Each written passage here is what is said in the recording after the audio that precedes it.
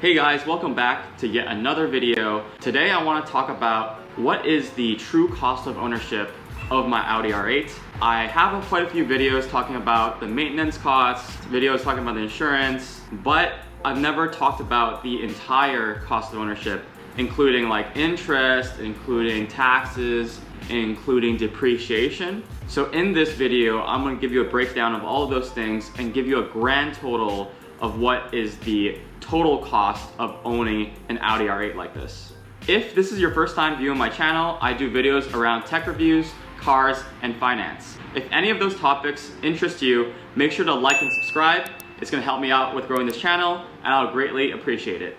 Throughout this video, I'm going to be assuming that I own this car for 3 years. Currently, I've owned it for a little bit over 1 year. So for everything regarding taxes or depreciation, I'm going to assume that I own this car for 2 more years with 3 years of total ownership. So let's start off with the big ticket items, which is taxes. And for that, I'll have to refer to my actual bill of sale because I forgot actually how much I paid in taxes. So let me get that right now. All right, so I just got the documentation. Let me see how much I paid. The total price that I paid for the car was $85,500. The taxes on that, I'm in California, the taxes are 7.75%. So that totals out to be $6,622. So that's just on taxes alone. That's a one-time cost when I initially purchased the car, and we're gonna amortize that over 3 years of ownership.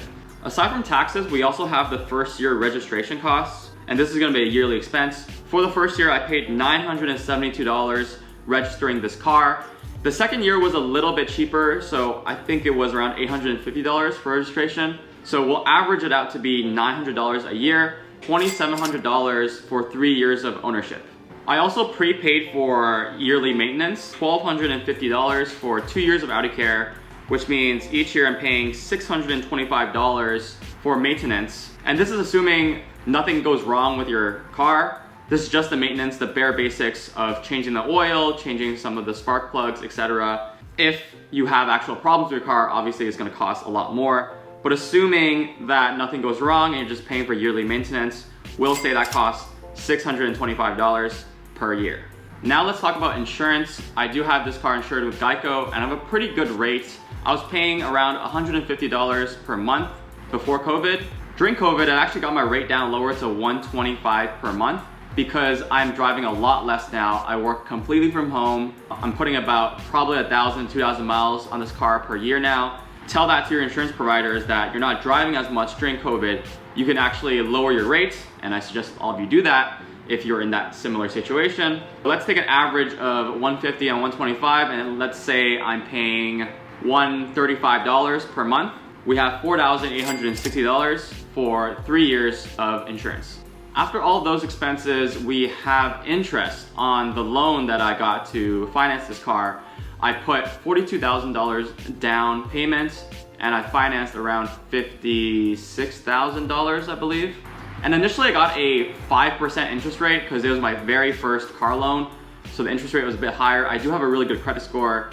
I expected a little bit lower, but 5% rate, that's what I got. I refinanced it this year to become 3% rate.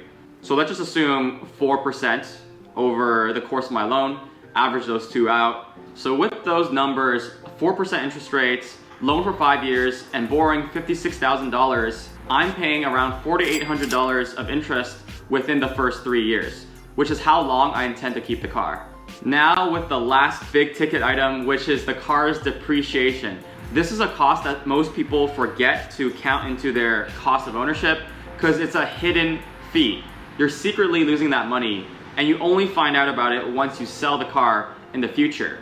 Luckily, the Audi R8 holds its value pretty well, so I'm not losing too much on depreciation, but it's still a substantial cost. Looking at previous generations of Audi R8s and looking at how their value is holding up, we can estimate the future value of my 2014 R8. So doing some research on car gurus and other car selling websites, we can see that the Audi R8, even the 2008 version, which is now 12 years old, they're still holding value for $50,000 for a low mileage example. Mine is pretty low mileage at 20-something thousand miles. I think I'm gonna be at that point when I sell it. So I think we can safely assume I can get around $70,000 for a 2014 R8 within 2 more years. But let's be super conservative and say we can only get $65,000 for my R8 in 2 years. I think that's a super safe number. I definitely wouldn't be selling it for anything less than that. So using my initial purchase price of $85,500 and subtracting $65,000, which is what I intend to sell it for in 2 years, we get a difference of $20,500. This is the depreciation cost that I will be hit with over 3 years of ownership. So now that I've covered all the expenses of the Audi R8, let me add all of those up and get you the total true cost of ownership. I'm a little bit scared because it's already looking like a ton of money. All right guys, I just added up the grand total and let me show you guys how much this car costs. It's a pretty scary number, guys. There it is. The total cost of owning this 2014 Audi R8 for 3 years of time. On a yearly basis, we have $14,450 per year. That's definitely a pretty high cost of ownership. I just realized I forgot to add the gas expenses on. We get around 13 miles per gallon on this car, and since I'm not driving it too much working from home, we can assume like I'm only using $500 a year on gas. I think that's a reasonable amount. I used about 1K per year before COVID, but now with work from home, it's a lot less. So averaging that out over 3 years, we can say around $500 a year. We add that to the total, so now it becomes around $15,000 a year for owning this vehicle. So it's definitely a lot. I expected it to be less than that, but adding up all the little things here and there, including the taxes, the maintenance, the insurance, yeah, it's higher than I expected. And this is all assuming that nothing goes wrong with this car. This is like the perfect ownership scenario where nothing on the car breaks, you don't need to replace tires, the wheels, you don't need to pay for any extra maintenance costs. It could potentially be a lot more owning this car if the magnetic ride shocks go out, if your AC compressor fails. I have another video about that explaining how much that would cost if those fail, and it's a lot of money. Even in the best case scenario, you're paying over $14,000 a year for owning an R8. Do I regret getting this car? I would say no, but it is getting to that point where it feels a little bit too much because I only use around $25,000 to $30,000 per year on living expenses, excluding this car. So by adding this to my expenses, it's literally increasing it by 50%. It's safe to say that it's gonna cost a lot of money, whether it's an R8 or even just like a Honda Civic. I think those have a lot of hidden expenses. You gotta look at depreciation, your gas costs. So a lot of that stuff, add that up to make sure that it's within your budget when you're planning to buy a new vehicle. So there you have it, guys. The true cost of ownership of this Audi R8, it's around $15,000 per year, everything included. Higher than expected, but I still love this car, even though it's costing me $15,000 a year. I think it brings me so much happiness just seeing this in my garage. It's a symbol of what I've accomplished.